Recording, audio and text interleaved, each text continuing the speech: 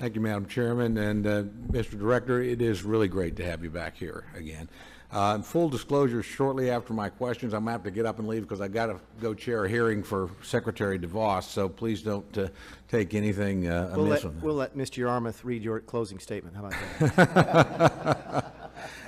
I want to start and compliment you, frankly. It is a huge sea change to see a representative of the President of the United States bring us a budget that tries to balance and does balance within 10 years. We haven't seen that in a long time. And just the shift in emphasis that represents is a really welcome change. And I want to congratulate you for it. I think, we can all disagree with this or that, but that one change is fundamental to going forward. I also want to thank you for the emphasis on defense. I sit on Defense Appropriations Subcommittee. I think that's a wise choice. And to some of my colleagues that are critical, I want to also point out that the President could have gone a lot further here. There's a lot of people certainly on my side of the aisle and the House Armed Services Committee that wanted a $640 billion line. So I think this is actually a pretty prudent balance of letting us move back in the right direction. But even that number to me shows fiscal restraint. You could have gone a lot further, and in some ways I would have liked it, but I think you made the wise decision financially for the good of the country.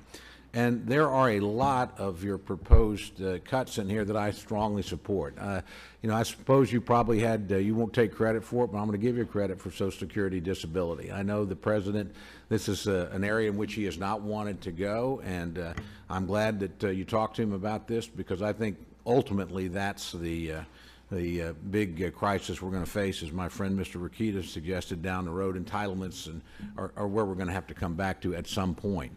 I just think the math drives you there. I've got two areas I want to ask you about. One is with respect to entitlements. What is the spending balance between mandatory and discretionary spending today? And in 10 years under your budget, what will that balance be? I don't have the numbers in front of me, Mr. Cole, but I think right now you're looking at, 5% of the budget, 72% of the budget is mandatory, and that will continue to grow because what we in essence do is we keep the BCA caps in place on total discretionary, but allow defense to grow. So it should not change from current law in terms of the distribution. Mandatory will continue to get larger and larger as part of our total spending. Again, I would suggest that bears some more thought, and I hope we see it in your next budget, because honestly that math can't be sustained. And it will crowd out eventually defense and other areas, I think, important national investment. And we look forward to talking with you about that. I know you will, because I know from our time together on this committee how serious you take that sort of thing. So I don't, again, I don't question anybody. You work for a president. It's your job to advance and defend his views. And but I hope over time we can have that dialogue, because I don't think we're on a sustainable course. One place where I do think we are being, in your budget, penny wise and pound foolish are National Institute of Health and Center for Disease Control. Those are relatively modest investments, and they're investments that Congress on a bipartisan basis has increased in the last 2 years. And let me tell you why we've done it.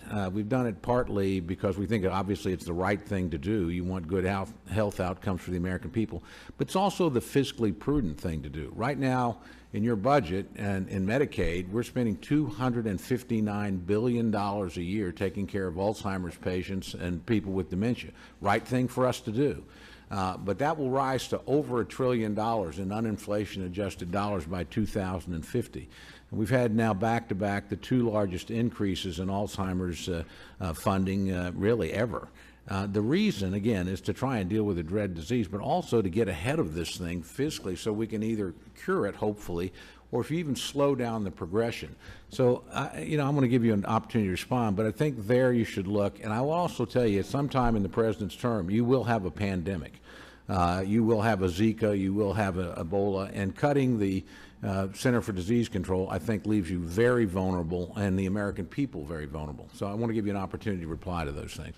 Let me address very briefly, thank you for that, the NIH, because we actually, despite what you may have heard in the press, we wholeheartedly support research in this area. We especially support research, what we call basic research, which is the stuff that's early in the process, that's far away from marketability, and the stuff that will not get done or is less likely to get done unless the government does it. But I encourage the entire committee to consider this, which is the biggest change we made in NIH, is to look at the overhead costs. If a private foundation gives a university money, typically the university is required to spend 90% of that money on actual research. Only 10% goes to overhead costs. With our money, it's 72% actually goes to research.